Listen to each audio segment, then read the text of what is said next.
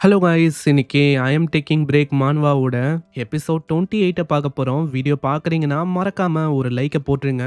சரி வாங்க, நம்ம டைம் மிஸ் பண்ணாம எப்பிக்குள்ள போகலாம். எப்பிக்கோட ஆரம்பத்தில் அந்த பரமடையணும், ஹேய் உன்னையும் உன்னோட உலகத்தையும் உன் கூட சேர்த்தே நான் அழிக்கிறேன். ஆனால் நம்ம ஹீரோக்கு ஒரு இன்ச்சு கூட கவலை இல்லை. ஷின்னோட காப்பி அதுக்கிட்ட ஒரு ஸ்வாட் இருக்குமா, அதை பார்த்தோன்னே அது இன்னமும் ஆச்சரியமாகுது. அட, அந்த ஸ்வாடு உன்கிட்ட இருக்குன்னா அப்போ இப்படி சொல்லாத, இதுக்கு காரணமும் அந்த 1000 பிளேடுன்னு.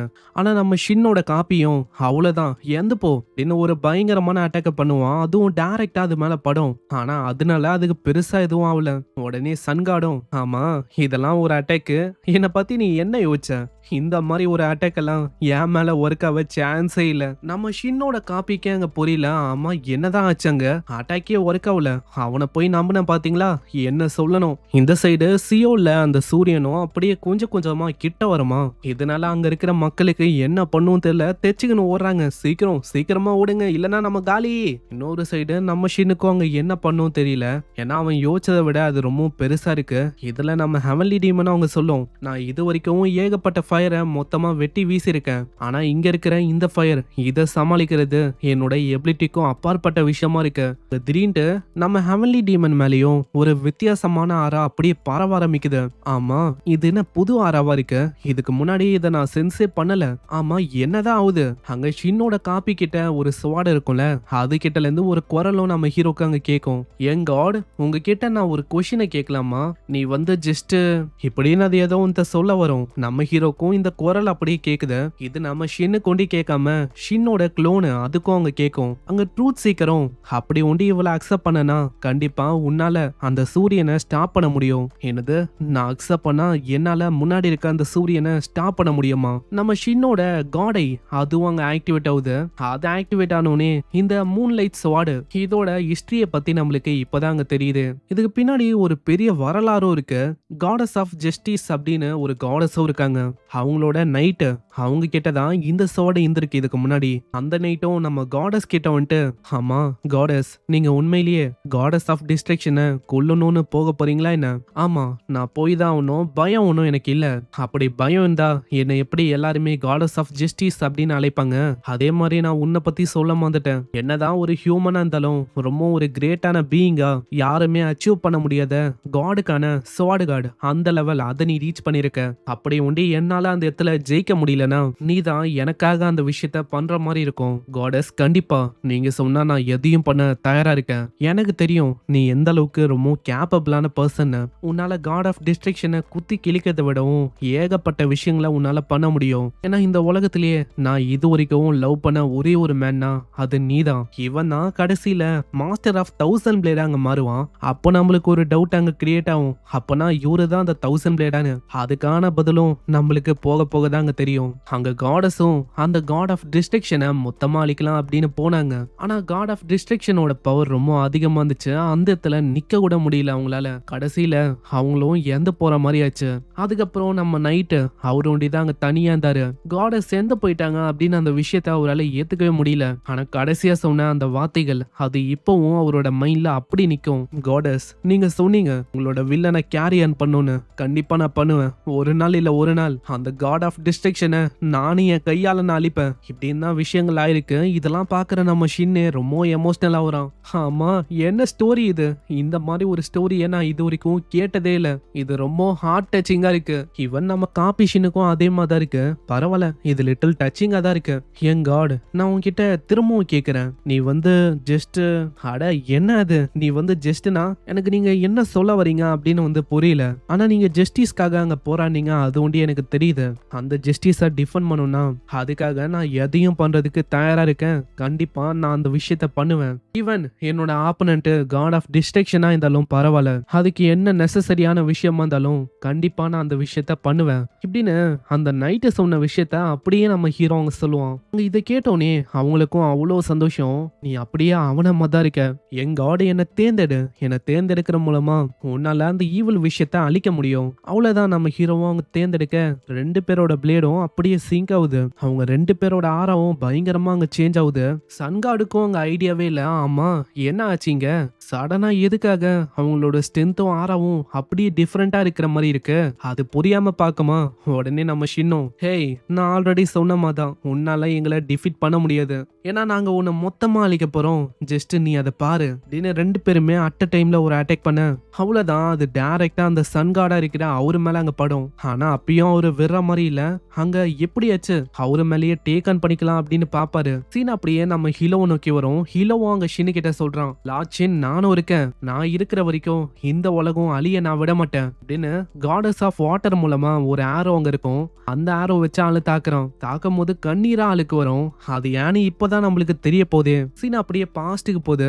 அந்த வாட்டரோட காடஸும் இப்பதான் ஒரு ஷாக்கிங்கான விஷயத்தையே சொல்லுவாங்க. அது என்னன்னா, ஆல்ரெடி நான் சன்கார்டால தோத்து போயிட்டேன். இன்னமும் கொஞ்ச நேரத்துல நான் டிசப்பியர் ஆக போறேன். அதனால நான் என்ன ஆசைப்படுறேன்னா, இந்த உலகத்தை நீதான் எனக்காக கடைசியா காப்பாத்தணும். இந்த ஆரோல என்னோட பவர் மொத்தத்தையும் நான் போடுறேன். கடைசியா ஒரே ஒரு முறை இந்த உலகத்தை நான் ப்ரொடெக்ட் பண்ணணும் அப்படின்னு ஆசைப்படுறேன். அதுக்கு ஹீலோ உன்னால எனக்கு ஹெல்ப் பண்ண முடியுமா அப்படின்னு அவங்களோட கடைசி பவரை வச்சு ஹேரோவை கொடுக்க அவ்வளவுதான். அவங்களும் அப்படியே மறைஞ்சு போயிட்டாங்க. இதனால்தான் நம்ம ஹீரோக்கு ரொம்ப கஷ்டமா இருந்திருக்கும். ஆளு அழுதுகுனே சொல்றான், காடஸ் கண்டிப்பா உங்களுக்காக நான் இந்த உலகத்தை ப்ரொடெக்ட் பண்ணுவேன். அதே மாதிரி ஷின் உங்க உலகம் எங்க உலகம் எல்லாத்தையுமே தான் இப்படின்னு ஆரோ வச்சு ஆளு பயங்கரமா தாக்கிறப்பான். அந்த ஆரோ பிளஸ் நம்ம 2 ஷின்னோட அட்டாக்கும் அப்படியே டைரக்டா அது மேல படும். அந்த அட்டாக்னால பெரிய எக்ஸ்ப்ளோஷனும் அப்படியே கிரியேட் ஆகுது. கடைசியில சன்கார்டு கிட்ட கொஞ்சோண்டு பவர் தான் இருக்கும். அவரு ஸ்பேஸ் எல்லாம் அங்க மிதப்பாரு.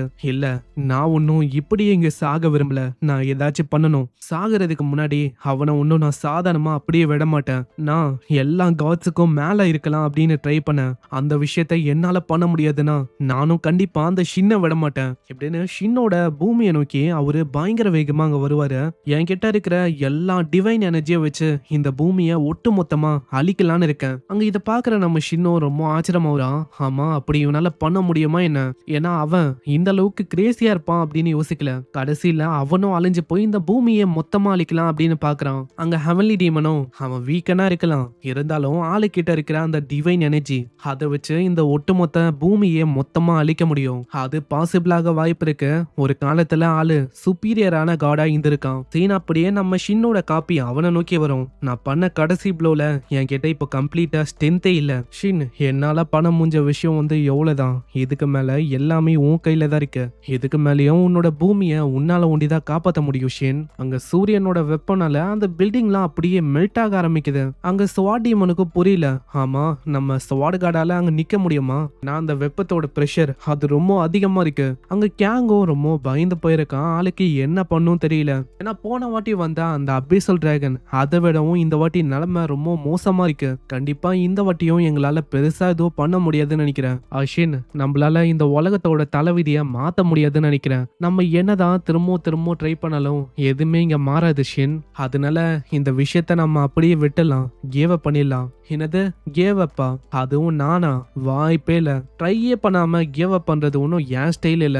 நான் ஒரு வாட்டி டிசைட் பண்ணிட்டா அதுல இருந்து பின்வாங்குறதெல்லாம் வாய்ப்பே இல்ல. அங்க ஸ்வாடியம்னு கேட்கும், ஆமா உன்னால கண்டிப்பா இதை எதிர்க்க முடியும் அப்படின்னு யோசிக்கிறியா? நம்ம கிட்ட வேற வழியும் இல்ல, இருந்தாலும் நம்ம இதை பண்ணதா போறோம். ஈவன் இந்த அட்டாக்ல என்னோட முழு ஸ்ட்ரென்த்தையும் நான் போடணும்னா கூட நான் தயாரா தான் இருக்கேன். கண்டிப்பா அந்த விஷயத்த நான் பண்ணுவேன். ஆனா அப்படி பண்ணா என்ன ஆகணும்னு உனக்கு தெரியும்ல.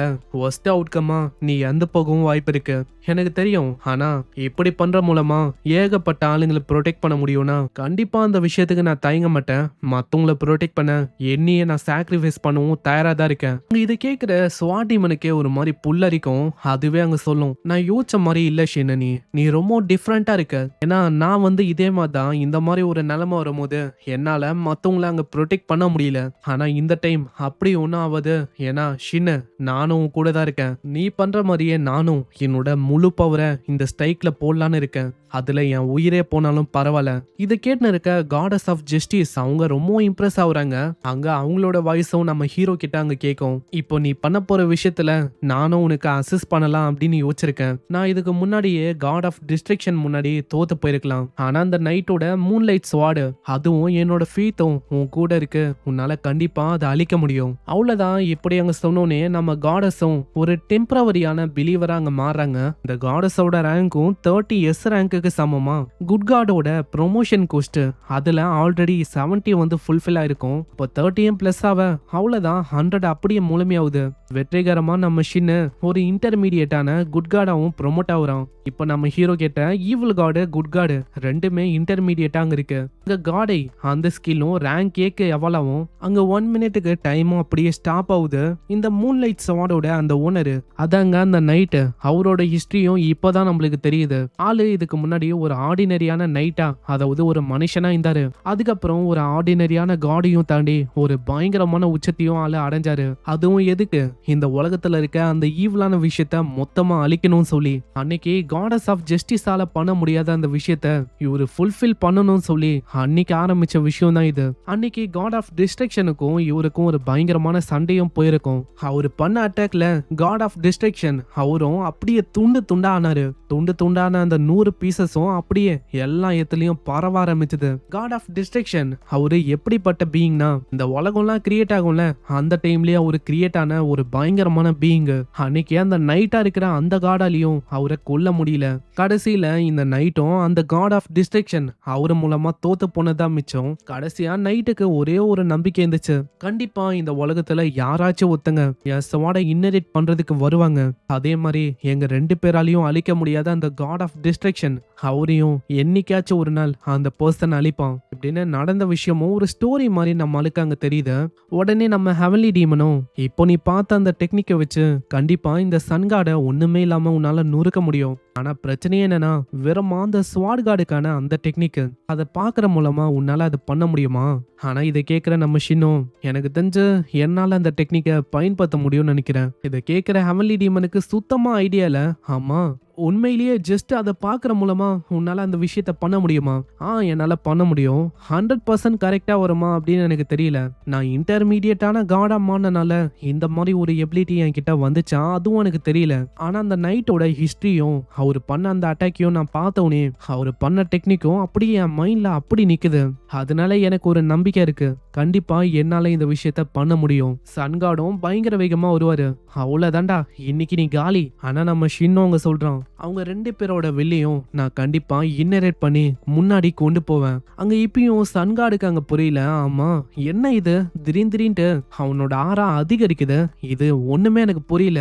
உனக்கு ஒண்ணுமே புரியாது. ஏன்னா உன்னை மொத்தமா அழிக்க போறேன். இதுக்கு மேல உனக்கு புரிஞ்சா என்ன புரியலன்னா என்ன? அந்த ஸ்வாட பிடிக்கும் போது லைட்னிங்கும் கண்ணா பின்னான்னு அங்க இங்கன்னு பாயும். அந்த நைட்டா இருக்கிற அந்த காடு அவரு பண்ண அதே டெக்னிக்க அச்சு பேசுறாம நம்ம ஹீரோ அப்படியே பண்ண ஆரம்பிக்கிறான். அந்த அட்டாக்க டைரக்டா அது மேல பண்ணுவோனே அதுவும் கொஞ்சம் கொஞ்சமா அப்படியே அழிய ஆரம்பிக்கும். நம்ம ஷின்னியும் பயங்கரமா கத்தி விடும். அடே இந்த பவர் இது ஹெவன்லி ஸ்வாடோட பவர். நீ கண்டிப்பா நல்லாவே இருக்க மாட்ட இப்படின்னு அதுவும் மொத்தமா அழிஞ்சு போவ.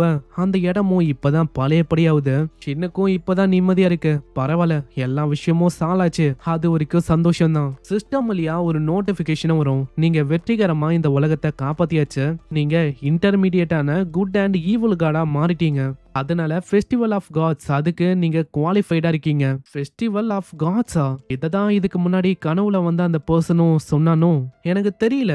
இந்த ஃபெஸ்டிவல் ஆஃப் காட்ஸ் இது என்னன்னு அதே மாதிரி இது நல்ல விஷயமா இருக்கும் அப்படின்னு எனக்கு தெரியல.